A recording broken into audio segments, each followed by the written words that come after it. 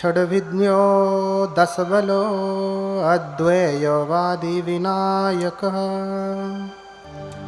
मुनीन्द्रः श्रीघनः शास्ता मुनिशाक्यमुनिनिस्तयः सह शाक्यसिंहः सर्वार्थसिद्धः सौधोदानेश्वसः गौतमिर्वाकबन्धुस्स मायादेवी श्रुतस्य सः दिट्ठिबन्धन बान्धय्य तन्हा सोतेन वाहिते दिव्यनायक तारेसि भगवन्तस्य ते नमो। साधु साधु साधु।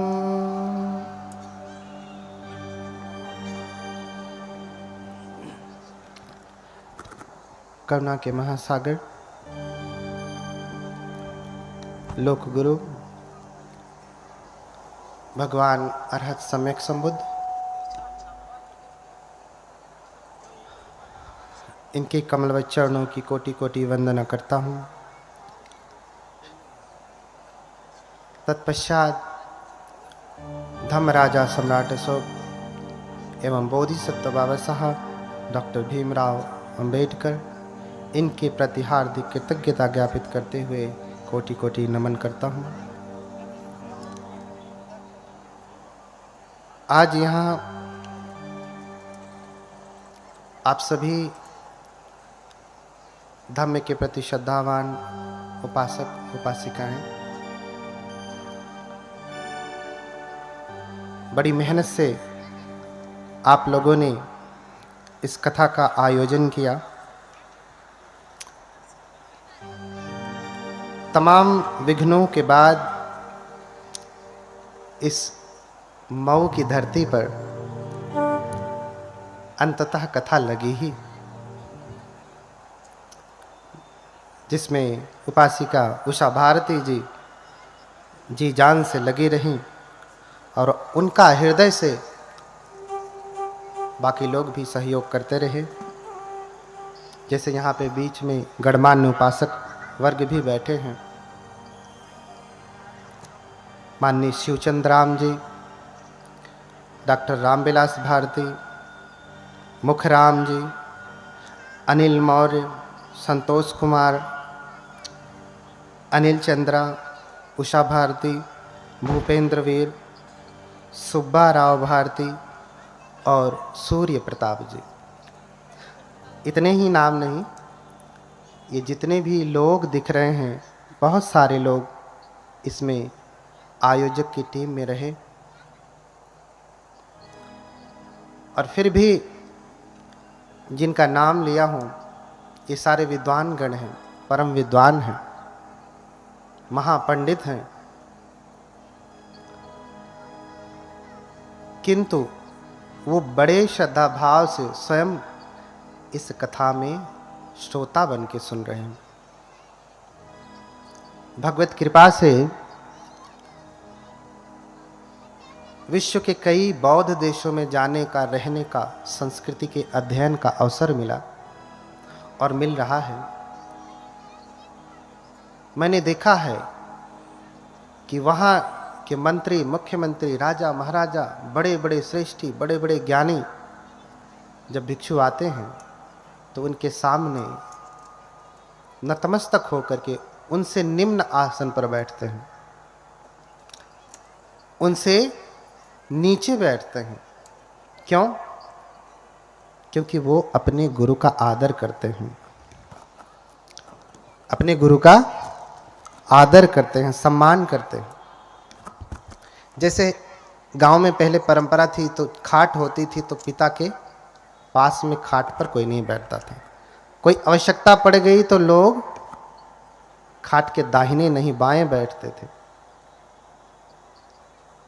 ऐसा इसलिए नहीं कि वो नीचे बैठे हैं तो निम्न हैं, ऊपर बैठे हैं तो उच्च हैं, ऐसा बिल्कुल नहीं।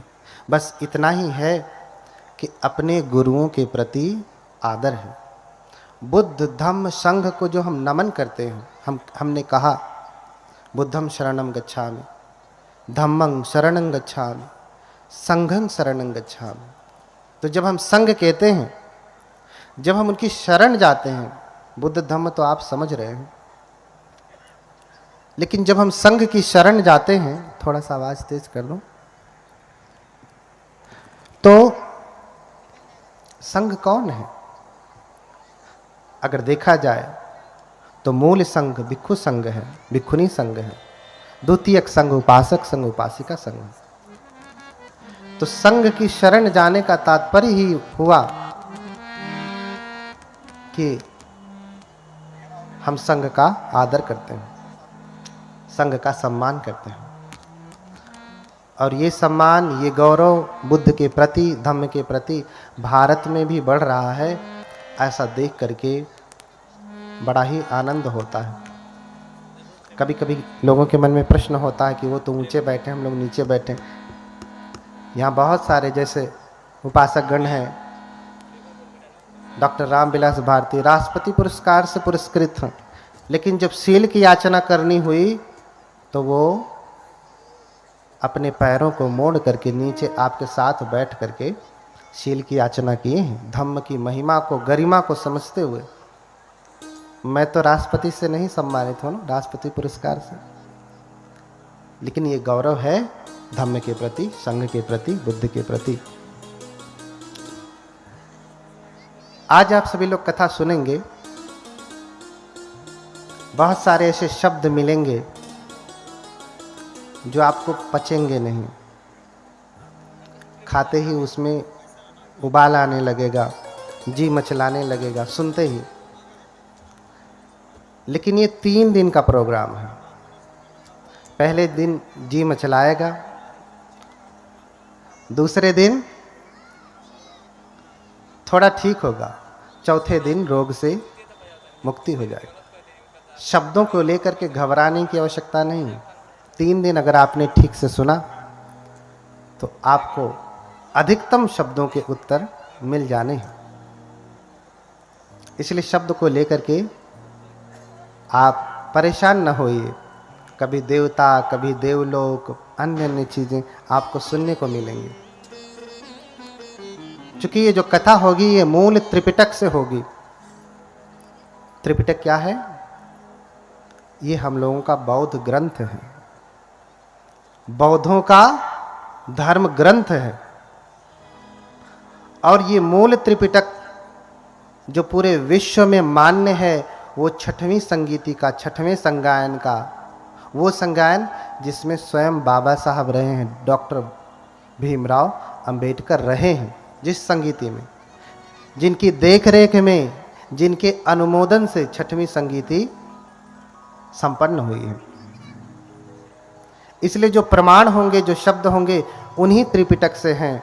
अगर उसमें अशुद्धि होगी, गड़बड़ी होगी आपको समझने में, तो थोड़ा रुकिएगा, क्योंकि मैं जो कहूँगा वो बाबा साहब द्वारा अनुमोदित त्रिपिटक से ही कहूँगा, तो उसका अर्थ होगा, उसे आप समझिएगा।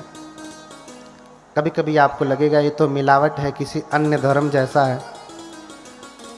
फिर से वही कहता हूँ कि ये बाबा साहब द्वारा 6वीं संगीति से अनुमोदित त्रिपिटक के अनुसार है।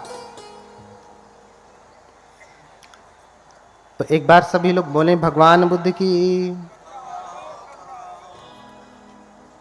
बोलिए भगवान बुद्ध की, भगवान बुद्ध की। थोड़ा जगह ले सकते हैं, गर्मी हो रही है तो उधर पीछे तक जगह खाली है ना, थोड़ा सरक के बैठेंगे तो कम गर्मी लगेगी। देखिए, इसलिए हमने भी पंखा बंद करवा दिया, ताकि आपको ऐसा न लगे कि हम तो पंखा की हवा ले रहे हैं और आप गर्मी में बैठे। तो हम भी आपके जैसे पालथी मार के ही बैठे हैं, बस ऊंचा है। तो जितनी पीड़ा आपको होगी बैठने में, उतनी मुझे भी है। जितनी गर्मी आपको लगेगी उतनी मुझे भी लगेगी। इसलिए धैर्य पूर्वक सुने, क्योंकि हम ऐसे भगवान की कथा सुनाने जा रहे हैं कथा तो बहुत सुनते हैं आप। कथा सुनने के बाद मन में प्रश्न आता है, या कभी कोई आपसे पूछता है कि अरे आप तो कथा सुन करके आई हैं, आपके भगवान तो ऐसा कर लेते हैं, वैसा कर लेते हैं, कभी हवा में उड़ जाते हैं, कभी ये लीला कर लेते हैं, तो आप लोग क्यों नहीं करते? हमें भी तो करना चाहिए ना। हम कक्षा में जा रहे हैं, और गुरु हमें पढ़ा रहा है। क्या पढ़ा रहा है? कि पानी कैसे बनता है। और फिर कहे गुरु, शिक्षक कि चलो तुम भी H2O को मिला के पानी बनाओ, पूरा विधि बताया, तो आप बनाएंगे कि नहीं? बनाएंगे और बनेगा भी। और आप ये कह दें कि अरे वो तो वैज्ञानिक थे, उन्होंने बना दिया, हम कैसे बनाएंगे? तो फिर आपकी पढ़ाई का कोई अर्थ है? कोई अर्थ नहीं। ऐसे ही कथा आप सुनते हैं और सुनने के बाद कहा जाए तुम भी उस भगवान जैसे बनो, तो क्या उत्तर देते हैं? अरे वो तो भगवान है, वो तो सब कर सकते हैं, हम कैसे करें? हम तो इंसान हैं ना। तो फिर जब भाई भगवान है, उनका जीवन, उनका प्रसंग तुम्हारे लिए सार्थक नहीं, ये कक्षा तुम्हारे लिए सार्थक नहीं, तो सुनने का कोई अर्थ है? नहीं। इसीलिए हम सभी लोग आज इकट्ठा हुए हैं कि जो कथा सुनेंगे, कैसे कोई एक व्यक्ति बुद्ध हो जाता है, जिनकी तस्वीर लगी है, इधर पीछे भी लगे हैं। कैसे कोई एक व्यक्ति मां के गर्भ से ही जन्म लेकर के बुद्ध हो जाता है, और हम सभी मां के गर्भ से आकर के ठीक से मनुष्य भी नहीं हो पाते हैं। सारा जीवन पशु का जीवन रह जाता है। क्या कारण है? क्या कारण है? तो आपको ये चरित्र सुनना पड़ेगा। अगर आप ठीक से सुनेंगे तो आपके जीवन में भी परम भगवत्ता जगेगी, आप भी भगवान हो सकते हैं। भगवान कौन? भगवान कौन? अक्सर प्रश्न होता है कि भगवान किसे कहते हैं। बौद्ध धर्म में भगवान नहीं होते, अन्य लोगों को भगवान कहा जाता है। शब्दों को लेकर के लोग लड़ाई करते हैं, भगवाधारी भगवाधारी कहते हैं। आप शब्द भी देखें, भगवा, क्या भगवा शब्द संस्कृत में है? क्या भगवा शब्द हिंदी में है? क्या भगवा शब्द अंग्रेजी में है? उर्दू में है, अरबी में है, फारसी में है, इटाली में है, किसी में है? नहीं। किस में है? मूल पाली और प्राकृत में ही भगवा है। प्राकृत में भी भगव शब्द है, पाली में भगवा है। और अगर हम ये कहें कि ये भगवाधारी भगवाधारी, तो आप किसको कह रहे हैं? बुद्ध को कह रहे हैं। किसको कह रहे हैं? बुद्ध को कह रहे हैं। क्यों? क्योंकि पाली में ही भगवा शब्द होता है, किसी अन्य भाषा में नहीं होता। और पाली बुद्ध की मूल भाषा है। पाली बुद्ध की मूल भाषा। इसलिए भगवा शब्द समझे। भगवान किसे कहते हैं? भगवा माने भगवान। हिंदी में करेंगे तो भगवान हो जाएगा, हिंदी में भगवान हो जाएगा। पाली में कहेंगे तो भगवा हो जाएगा, भगवतो हो जाएगा, भगवंत हो जाएगा। भगवंत नॉमिनेटिव केस में भगवा भगवंत ही होता है। कथा में लिखा है ना, बुद्ध चरित भगवंत कथा। अब भगवंत से भी आपत्ति होती है। विभक्ति पढ़ेंगे, जैसे हर शब्द का रूप होता है। बालक का संस्कृत में बालक है, बालक बालक होता है ना, ऐसे पाली में बालको बालका होगा, दो ही वचन होते हैं। और भगव शब्द का, भगवा शब्द का भगवा ही होगा, भगवंत होगा। पहले ही विभक्ति एक वचन में, नॉमिनेटिव सिंगुलर केस में, पठमा एक वचन में आपको भगवा भगवंत ही होगा। तो भगवा किसे कहते हैं? भगवान किसे कहते हैं? तो कहा कि भग रागोति भगवा। भगवान किसे कहा? भग रागोति भगवा, भग दोषोति भगवा, भाग्य मोहोति भगवा, भाग्यस पाप का धमा, भगवाते न उच्चति। जिसने राग को भग्न कर दिया, क्या कर दिया? राग को भग्न कर दिया। राग क्या है? हमारी पांचों इंद्रियों के द्वारा जो आकर्षण होता है वही राग है। जैसे आंख से रूप देखा, रूप क्या है? जो भी चराचर जगत में दिखाई दे रही आंखों से, ऑब्जेक्ट जो भी है। हम आंख से सुंदर स्त्री देखते हैं तो क्या पैदा होता है? क्या पैदा होता है? राग कि बड़ी सुंदर स्त्री है। कोई स्त्री पुरुष को देखती है इन्हीं आंखों से तो क्या पैदा होता है? चक्षुना संपस्सजो रूपं उपपज्यति चक्षु विज्ञानम। जब आंख से हम रूप देखते हैं तो क्या पैदा होता है? चक्षु का विज्ञान पैदा होता है। वो अच्छा और बुरा दोनों हो सकता है। स्त्री सुंदर है तो बहुत सुंदर है, स्त्री कुरूप है तो अरे, ऐसे पुरुष के संदर्भ में भी। तो जिसने राग को भग्न कर दिया, आंखों से हम राग पैदा करते हैं। देखिए, हम हर चीज से स्वाद लेते हैं, स्वाद नहीं लेते। जिस चीज में स्वाद नहीं है वो चीज आप कभी भी नहीं खाते। अच्छा, स्वाद आपने स्वाद लिया है? किस किस चीज से स्वाद लिया है बताएं?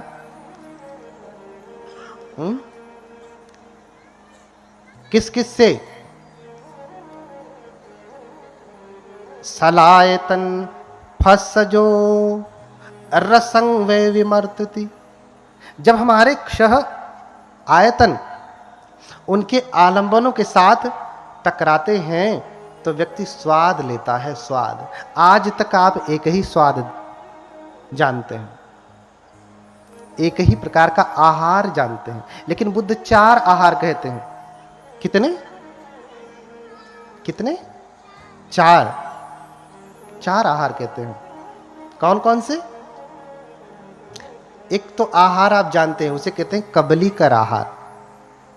कबलीकारो आहारो, कबलीकार आहार अर्थात जिसे आप कबल बना के चबा करके चपर चपर चपर करके खाते हैं, वो क्या है? कबलीकर आहार। फिर क्या है? मनोसंचेतना आहार है। फिर क्या है? स्पर्श आहार है। फिर क्या है?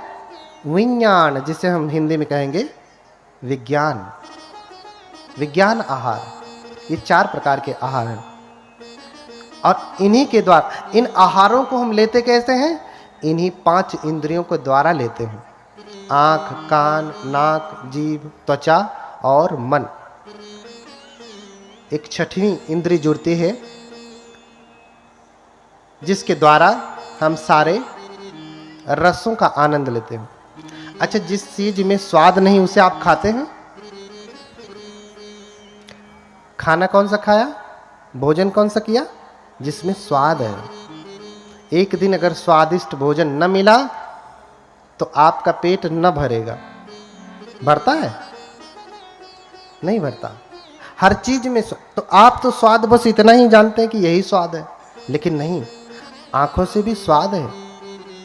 आपने वस्त्र कौन सा पहना? जो आंखों को स्वादिष्ट, आंख के द्वारा स्पर्श हुआ तो जो विज्ञान पैदा हुआ है, जो स्वादिष्ट लग रहा है, वही स्वादिष्ट वस्त्र आपने पहना? नहीं पहना। आपकी अलमारी में हजारों जोड़े कपड़े रहे होंगे, हाँ, ऐसे गए होते, हाथ डाले होते पीछे, निकाल लिया, एक पहन लिया। ऐसा किया क्या? देखा कि इन हजारों में भी कौन सबसे ज्यादा स्वादिष्ट है, वही कपड़ा पहना ना, वही वस्त्र पहना। ऐसे ही कान से व्यक्ति स्वाद लेता है, कान से स्वाद लेता है। बढ़िया गीत चले तो आदमी स्वाद लेता है, गाली देवे तो फिर स्वाद नहीं ले पाता है, सारा रस खत्म हो जाता है। ऐसे स्पर्श से स्वाद लेता है। स्पर्श का सबसे उच्चतम स्वाद स्त्री पुरुष का भोग है। उससे बड़ा राग क्या है? उससे बड़ा राग है कोई नहीं। कोई राग नहीं। ऐसे ही कानों को शब्द सुन करके, नासिका से गंध को ग्रहण करके इत्र कौन सा लगाया, परफ्यूम कौन सा लगाया, वही। कोई भी आया दुकान से और दे दिया, लो भैया ये ले जाओ, आपने ले लिया? नहीं, जिसमें आपको स्वाद आया, नहीं ये स्वादिष्ट लग रहा है नासिका के द्वारा, वही आपने लगाया। तो ऐसे ही छहों इंद्रियों से, 5 शारीरिक इंद्रिय हैं और एक मानसिक इंद्रिय, छहों इंद्रियों से जो स्वाद लेता है राग में फंसता है। इसलिए बुद्ध ने कहा, बुद्ध कौन है? भग रागोति भगवा, जिसने समस्त रागों को भग्न कर दिया। बुद्ध के भीतर कोई भी रस नहीं, रस लेने की कामना नहीं। आप उनको रूखा भोजन दे देंगे, रूखा भोजन कर लेंगे। वस्त्र तो कोई राजसी पहनते नहीं थे। हम लोगों के भीतर राग है, स्वाद है, बुद्ध के भीतर ऐसा नहीं था। बुद्ध तो पंचकूल पहनते थे। पंचकूल यानी पुराना फटा कपड़ा, उसको सिल करके चीवर बनाते थे और बुद्ध उसको पहनते थे। आंखों से कोई रूप देखा तो उसमें भी स्वाद नहीं। कान से कोई गीत नहीं सुनते, ऐसा जो आपके यहाँ गांव में जब खुशी होती है तो डीजे लग जाता है, ऐसा बुद्ध कोई गीत नहीं सुनते। बुद्ध धम्मपद का गायन सुनते हैं। इसलिए हमारे धर्म की जब संगीति हुई तो उसे कहा संगीति, साथ में गीति माने गायन करना, साथ में गायन करना। दूसरा शब्द दिया संगायन, साथ में गायन करना। आज कोई गा दिया तो कहते हैं भंते तो गीत वादित। अरे भैया तुम समझो, ऑर्केस्ट्रा वाले थोड़ी ना है। हाँ, क्या गाया? बुद्ध की स्तुति गाया, धम्म के गीत गाया। तो भग रागोति भगवा, जिसने राग को भग्न कर दिया। भग दोषोति भगवा, जिसने दोष को भग्न कर दिया। दोष कहेंगे हिंदी में तो द्वेष होगा। किसी भी प्रकार की ईर्ष्या, जलन, क्रोध, अहंकार, ये सब कुछ जिसने त्याग दिया। बुद्ध तो छोटे से छोटे जीव के प्रति कारुणिक है, इसलिए बुद्ध को महाकारुणिक कहा गया। बुद्ध के जैसा धरती पे करुणावान आज तक कोई नहीं हुआ। बुद्ध के जैसा, बुद्ध जिसके ऊपर करुणा करते हैं, मार करके भी लोग करुणा करते हैं, बुद्ध बिना मारे ही करुणा कर देते हैं। क्यों? क्योंकि बुद्ध परम सामर्थ्यवान है। अरे भैया, किसी को सुधारना है तो उसे बंदूक चला के मारना जरूरी है। इसलिए देश का संविधान बहुत विषम परिस्थिति में ही जाकर के फांसी की सजा देता है। क्यों? क्योंकि बाबा साहब उस भगवान बुद्ध की शिक्षा से प्रेरित हैं। जब कोई विकल्प ही नहीं बचता तब जाकर के मारने का विधान दिया गया संविधान में। बुद्ध परम कारुणिक हैं। अंगुलीमाल जैसे डाकू को जिसने हजारों की हत्या की, 1999 की हत्या की। कितने की? 1999। 999 नहीं, 1000 तो मार के ही आया। गुरु से बोला कि मार दिया 1000 को। आपकी गुरु दक्षिणा पूरी हुई। बोले क्या सबूत है तूने मारा? सबूत तो कुछ नहीं। तो अब से जब मारता है तो उंगली काट करके पहन लेता। तो 999 दोबारा पूरा किया। 1000वें नंबर पे भगवान बुद्ध थे। तो 1999 की हत्या करने वाला कोई आज के समय में कोई ऐसा एक व्यक्ति का नाम बताइए, कोई है? या तब के समय में ही, बुद्ध के समय में ही किसी ऐतिहासिक व्यक्ति का नाम बताइए जिसने किया हो? नहीं। एक अकेले व्यक्ति ने इतने की हत्या नहीं की होगी। यहां तक कि बड़े बड़े राजा महाराजा भी अधिकतम मारे होंगे तो 100, 200, 500 मारे होंगे, इससे अधिक नहीं। लेकिन इसने 1999 की हत्या की। बुद्ध भी चाहते तो मार देते। राजा बिंबिसार, प्रसेनजीत आदेश देते मरवा दो। लेकिन बुद्ध किसी को मारते नहीं, क्योंकि बुद्ध के भीतर किसी के लिए द्वेष नहीं है। बुद्ध तो करुणा करते हैं। हर व्यक्ति को सुधरने का अधिकार है। हर बीज जम सकता है अगर आप उसे उचित भूमि, उचित जलवायु देंगे तो इसीलिए कहा कि तद्धर्मः सर्वदेहिनाम।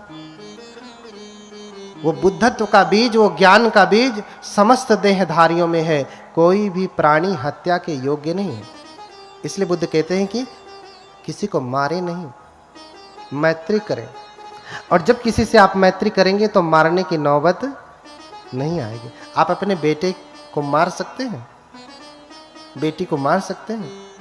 नहीं, क्योंकि इतनी मैत्री, इतना प्रेम, इतनी करुणा भरी है उसके प्रति, चाहे कितनी विषम परिस्थिति आ जाए आप मारने वाले नहीं हैं। इसलिए माँ के प्रेम को, माँ की मैत्री को सर्वश्रेष्ठ प्रेम, मैत्री और करुणा कहा। तो बुद्ध अंगुलीमाल जैसे व्यक्ति को भी मारते नहीं, उसे रास्ते पे ला देते हैं। क्यों? क्योंकि बुद्ध परम सामर्थ्यवान है, बिगड़े से बिगड़े व्यक्ति को भी सीधा कर लेते हैं। इसलिए बुद्ध को कहा गया सत्ता देव मनुष्यानम। बुद्ध क्या है? शास्ता है। हम वंदना में करते हैं हर दिन, सत्ता देव मनुष्यानंग बुद्धो भगवाती, कहते हैं ना। भगवान बुद्ध मनुष्यों और देवताओं के भी गुरु हैं। आप रोज पाली में वंदना करेंगे, सत्ता देव मनुष्यानंग बुद्धो भगवाती। देव मनुष्यानम, अगर मनुष्य ही देव होता है तो फिर दूसरा शब्द लगाने की क्या आवश्यकता है? मनुष्य ही देव होता है तो दूसरा शब्द लगाने की क्या आवश्यकता? सत्ता मनुष्यानंग बुद्धो भगवाती, देव मनुष्यानम क्यों कहा?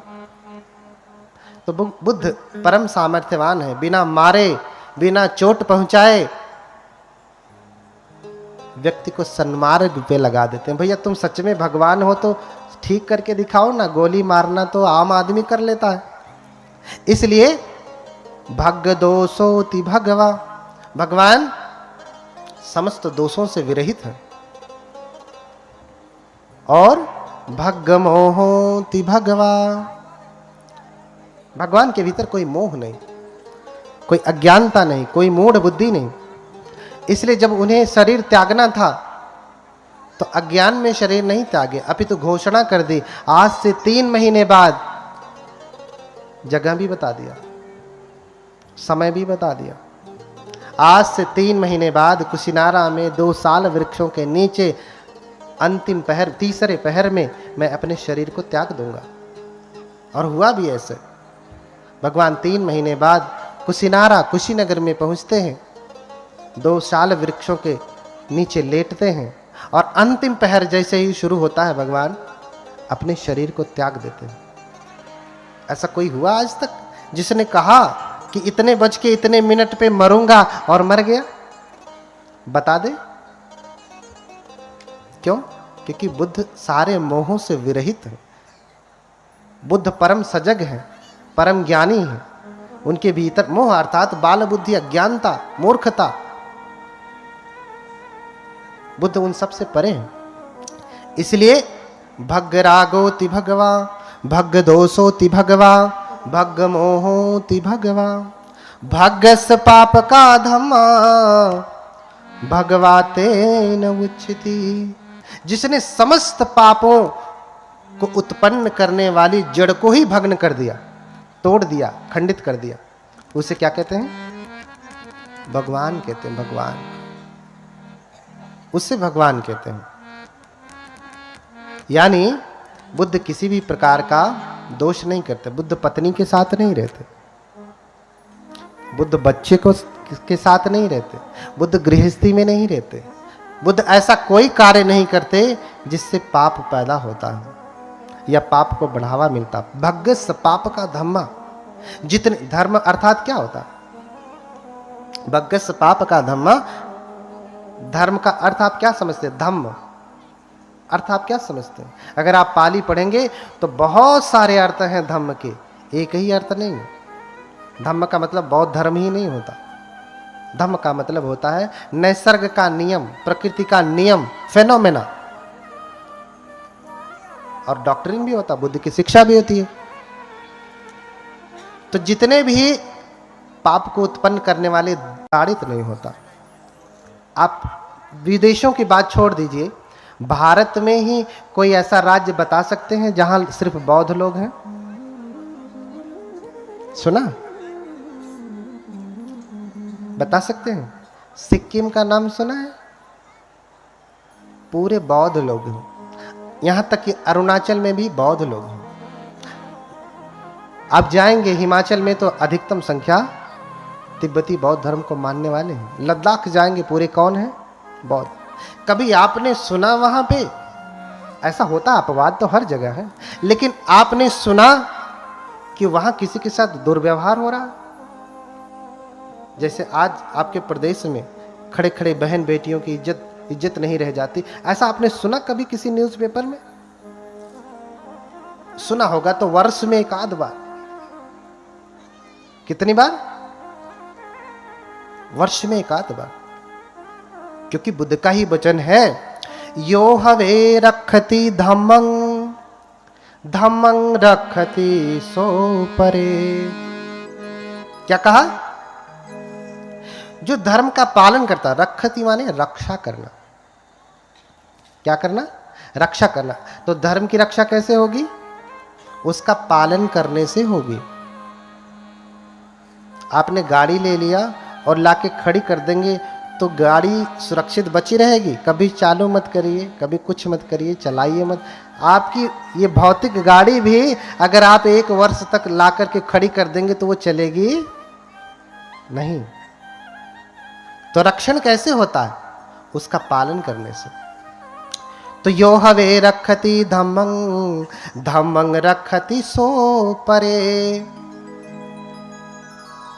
जो धर्म की रक्षा करता है, धर्म भी उसकी रक्षा करता है। इसका ज्वलंत उदाहरण आप अपने देश में ही देख सकते हैं। बाकी बौद्ध देशों में जाने की तो जरूरत ही नहीं है। बौद्ध देशों में जाने की जरूरत नहीं है। इतना सामर्थ्य है भगवान बुद्ध के धम्म में, भगवान बुद्ध की शिक्षा में, भगवान बुद्ध के ज्ञान में। आज उसी की कथा सुनेंगे कि कैसे जन्म हुआ, कैसे ज्ञान प्राप्त किया और क्या क्या उपदेश दिए। और ध्यान से सुनना कि कैसे कोई व्यक्ति बुद्ध हो सकता है। आज आप अपने बेटे को क्या बनाना चाहते हैं? बेटी को क्या बनाना चाहते हैं? IAS, PCS, डॉक्टर, इंजीनियर, सब कुछ बनाना चाहते हैं। लेकिन एक अच्छा इंसान बनाना चाहते हैं? वो डॉक्टर इंजीनियर तो हो गया, लेकिन इंसान बना? मम्मी पापा की ही बात नहीं मानता। क्यों? क्योंकि उसने धम्म को जाना नहीं। वो जानेगा कैसे? आपके माध्यम से जानेगा। जब आप उस धम्म का अभ्यास करेंगे तो वो भी करेगा ही। वो परंपरा से ही आता है, परंपरा से ही आता है। हर कोई डॉक्टर, इंजीनियर, प्रोफेसर बनाना चाहता है, अपने कोई बेटे को बुद्ध नहीं बनाना चाहता। इतना आसान नहीं है, लेकिन कम से कम इच्छा तो होवे कि हम बुद्ध बनेंगे, अरहत बनेंगे। हाँ, बुद्ध से पहले की अवस्था है बोधिसत्व। वो जो तस्वीर लगी है ना, किसकी लगी है? किसकी लगी है? बोधिसत्व की। किसकी? बोधिसत्व की तस्वीर लगी है। बोधिसत्व होने वाले बुद्ध होते हैं। द बुद्धा टू बी, होने वाले बुद्ध। इसीलिए कहा बोधि का सत्व है। सत्व यानी प्राणी, होने वाले प्राणी हैं, होने वाले बुद्ध हैं। और उन्हीं को आप मानते हैं। लेकिन बोधिसत्व की चर्या कैसी है आपको समझना पड़ेगा। तो ये चर्या आपको बुद्ध कथा ही बताएगी। बहुत समय पहले की बात है, बहुत समय पहले की बात है। अमरावती नाम का एक नगर था, जो कि भारत पूरी तरीके से बदल गया। आज आप अमरावती कहेंगे तो उधर महाराष्ट्र में है, उधर ही कहीं अमरावती है, क्योंकि भारत की पूरी भौगोलिक दशा ही बदल गई। तो कप्पे सत सहस्रे च चतुरो च असंख्ये अमरम नाम नगरम दर्शनेयं मनोरमम।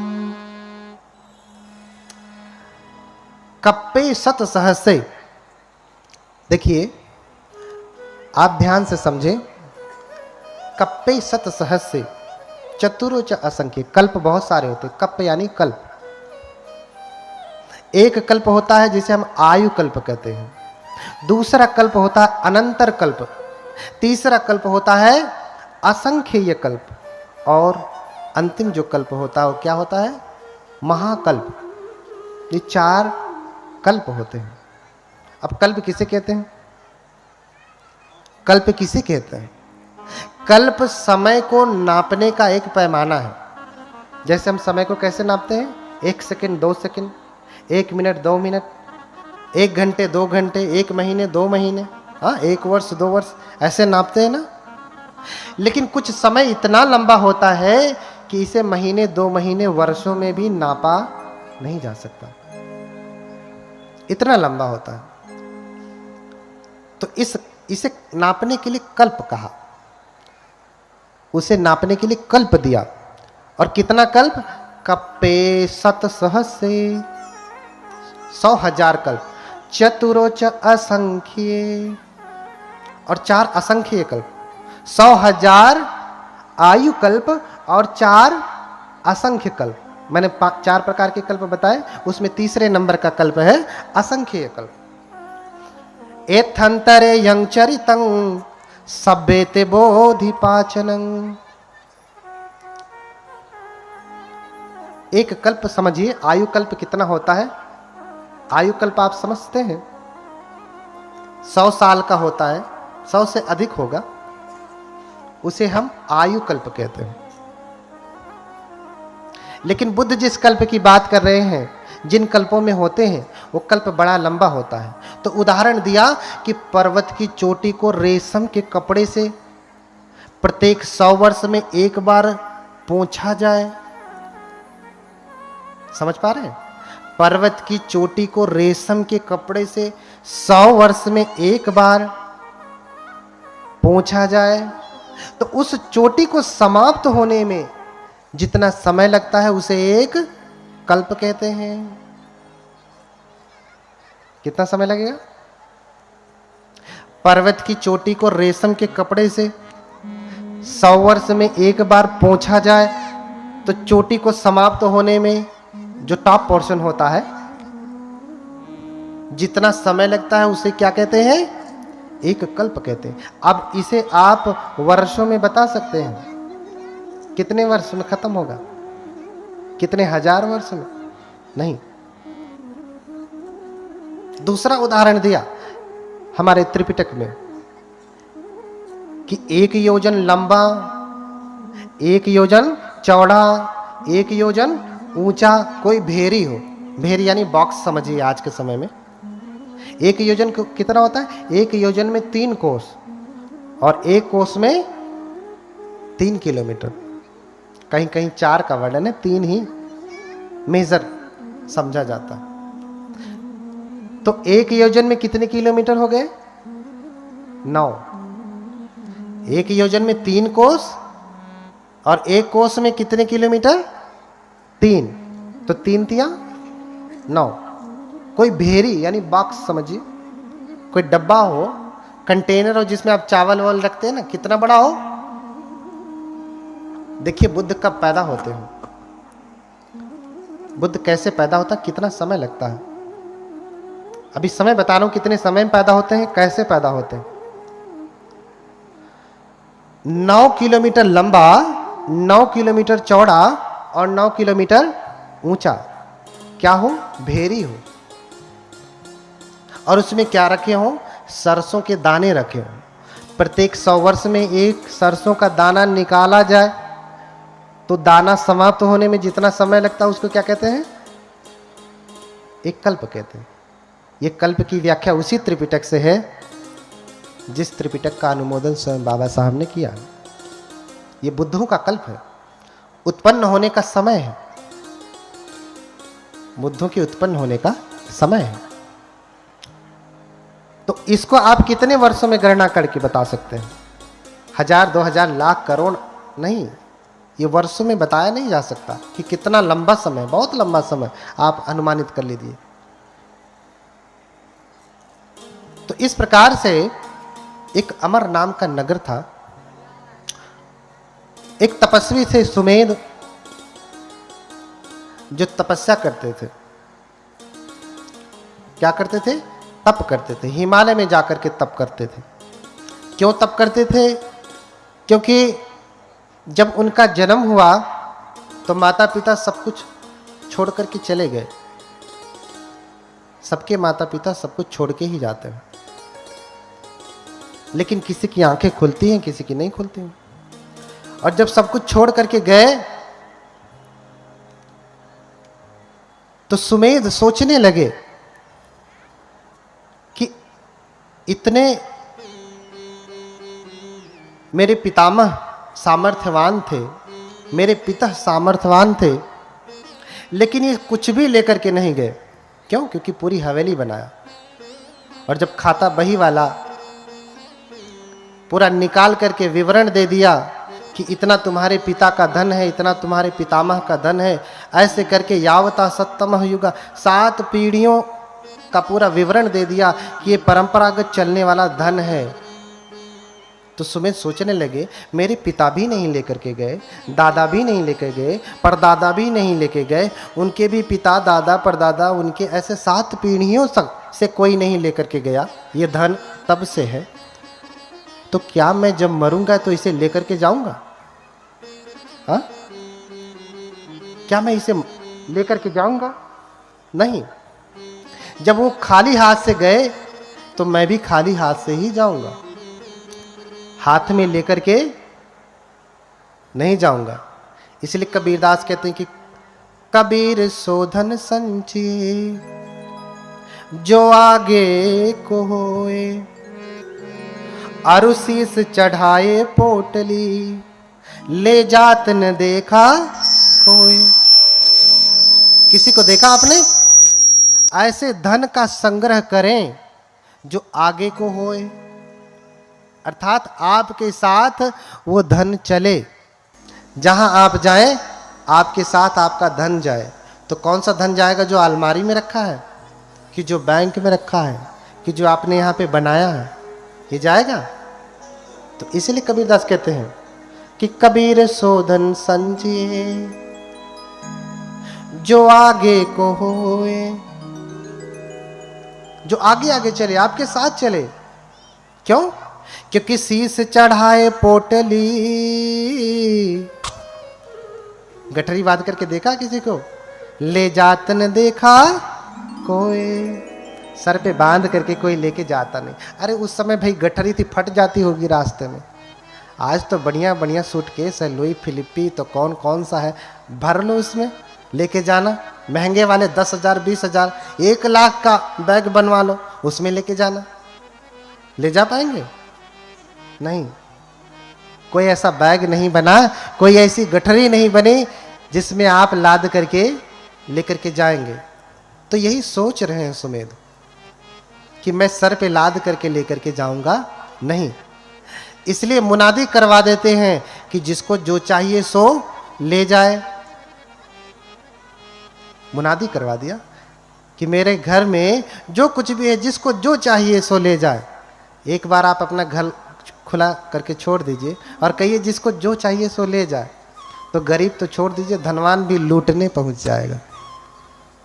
गरीब बाद में पहुंचेगा, धन अरे रुक, अमीर तो पहले ही उसे अपना रौब दिखा करके रोक देगा। हाँ, तो एक एक करके सारे, जिसे धन मिला सो धन ले गया, जिसे आसन मिला आसन ले गया, जिसे चारपाई मिली चारपाई ले गया, बेड ले गया, बिस्तरा ले गया, कंबल ले गया। हाँ, दरवाजा तक तोड़ के, खिड़कियां तक तोड़ करके लोग लेके चले गए। बस उनकी इमारत का ढांचा बना। देख करके सुमेध हंसते हैं कि ये कितने ज्ञानी लोग हैं। इन्हें लगता है मैं लुटा रहा हूं तो मैं खो रहा हूं, और ये लेके जाएंगे तो ये बचा लेंगे।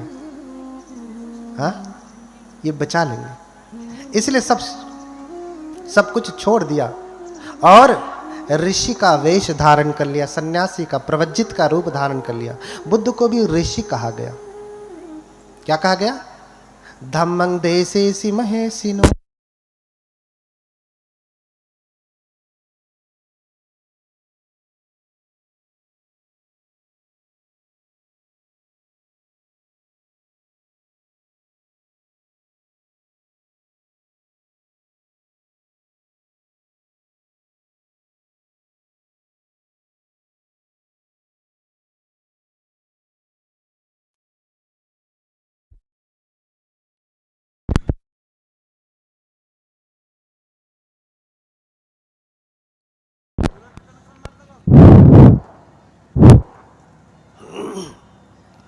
बोलिए भगवान बुद्ध की।